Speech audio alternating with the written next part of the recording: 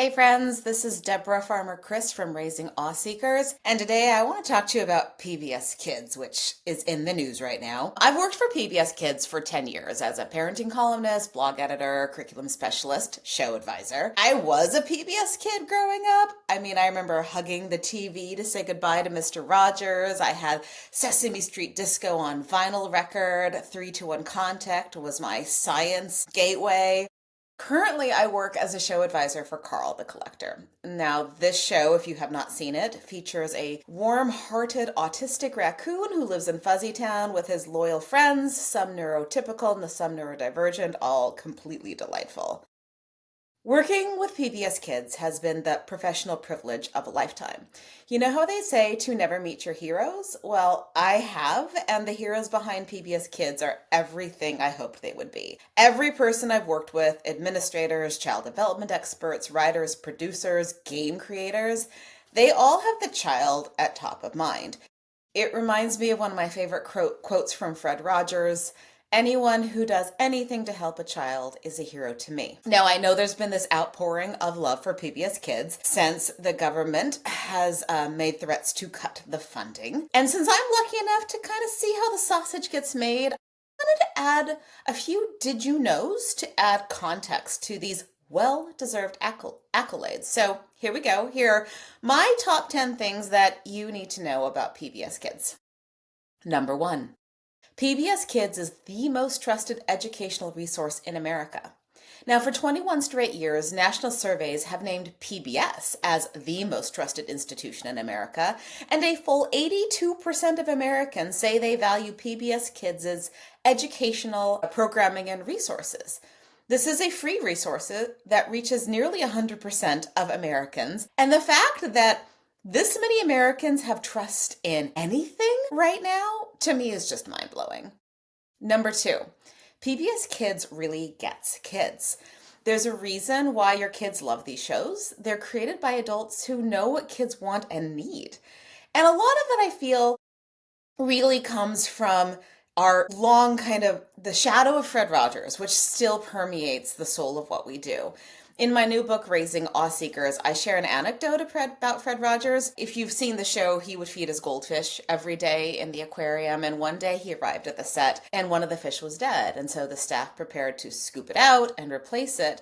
But Fred said no, let's take this moment to talk to my kids about what happened, because he really believed in authentic, rich dialogue with children, treating them as the people they are with this, what he would call fearless authenticity.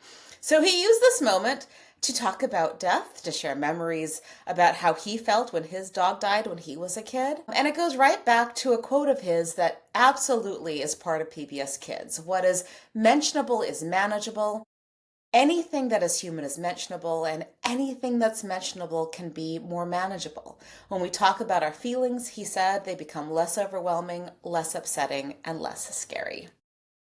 Number 3, every single episode is tied to curriculum standards. That's right. PBS Kids has vetted curriculum framework for math, literacy, social studies, science, social, emotional, and character development. I worked on the most recent social emotional character development framework, and part of that work was collating and reviewing feedback from top child development experts from across the country, like the top of the top. So if you want to know what empathy, courage, responsibility, and emotional regulation look like between ages 2 and 8, if you turn on Daniel Tiger's Neighborhood or Alma's Way or Carl the Collector, you'll see it. Number 4, every single draft of every single episode is reviewed by experts.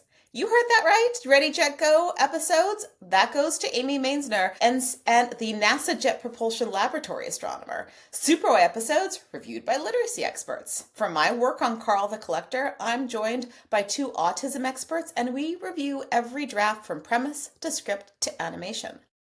So when I talk to parents of young kids, which I do a lot, I'm a parent educator, and they're worried about screen time, I tell them, if you need your kid to watch a show while you finish work or prep dinner, turn on PBS Kids. If you're looking for something fun to watch together, try PBS Kids, because every show is vetted by experts and designed to support your child's growth. The kids' media and apps are kind of the Wild West right now. They're designed to make money, and they promise great things, without necessarily a lot of data behind it. The opposite of true is true of PBS Kids. It is free for you, and the data really speaks to the outcomes, which takes me to number 5. Kids really do learn science, math, and language skills. I mean, we researched the outcomes, and after engaging with Odd Squad, children's average math tests were higher on things like pattern recognition, skip counting, and simple addition and subtraction. Kids who use the media content from Peg Plus Cat, all those math games, showed improvement in critical math areas. Children who watch Super Y improved their literacy skills. And number 6, to go along with that, kids really do develop stronger social, emotional, and character strengths. And those lessons endure. Just one example. Kids who watched Daniel Tiger's Neighborhood, quote, demonstrated greater empathy, recognized emotions better, and felt more confident in social interactions. Now, remember, there's actual testing done and research. And the first cohort of kids who watched Daniel Tiger's Neighborhood, that includes my oldest, who was 1 when the show came out. So they're teens now. And guess what? According to a brand new study out of UCLA, the messages they learned are sticking. They even can still sing the songs. Number 7, PBS Kids reflects the best of who we are. Sesame Street gave us this diverse, welcoming neighborhood where everyone knows your name. Mr. Rogers and the Daniel Tigers reboot, they make compassion and kindness attractive. Wild Kratts, Nature Cat, they introduce kids to the wonders of our beautiful world. And as Carl the Lecter creator Zach shared in a recent interview, this is the type of story that really could make the world a better place. He said, if we create a world where neurodiverse people and neurotypical people interact more naturally, everyone benefits. It's like what Temple Grandin says. If we make a world where neurodiverse people can navigate more easily, neurotypical people will see that this kind of problem solving benefits everyone. And fun fact, the Carl team mirrors this vision, with autistic people working at every stage of production, from show advisors to writers to artists to voice actors. Like our wonderful Kai, who's the amazing kid who voices Carl. This is the most collaborative and innovative team I've ever been a part of, and it's only possible because of PBS Kids. Number 8, PBS Kids reaches kids where they are. Did you know that 60% of viewers live in rural communities that may not have as much access to educational resources? Did you know that PBS Kids averages 364 million streams across digital video platforms? No subscription, no cost. Did you know that PBS has 350 locally owned and operated member stations? And they tailor their outreach and programming to the needs of their communities. And I've worked with some of these stations. They're awesome. Number 9. PBS Kids supports parents too. Have you been to the PBS Kids for Parents website? There are so many amazing resources, activities, child development trackers, the newsletter, webinars, blog posts, book lists. And of course, just by watching the show with your kids, you can learn a lot from Mom Tiger and from Carl's mom, Maud. And, quick hint, they're voiced by the same voice actress. She's amazing. And number 10, for all of this goodness, PBS Kids is a teeny part of the federal budget. Public broadcasting is this unbelievable return on investment for Americans. It costs about $1.60 per person each year to support kids' learning and overall well-being. For every $100 of federal spending, public broadcasting receives a penny, which means the children's program receives just a slice of that penny. And most of that is given to local member stations who respond to the needs of the community. And funding for PBS and PBS Kids is not controversial.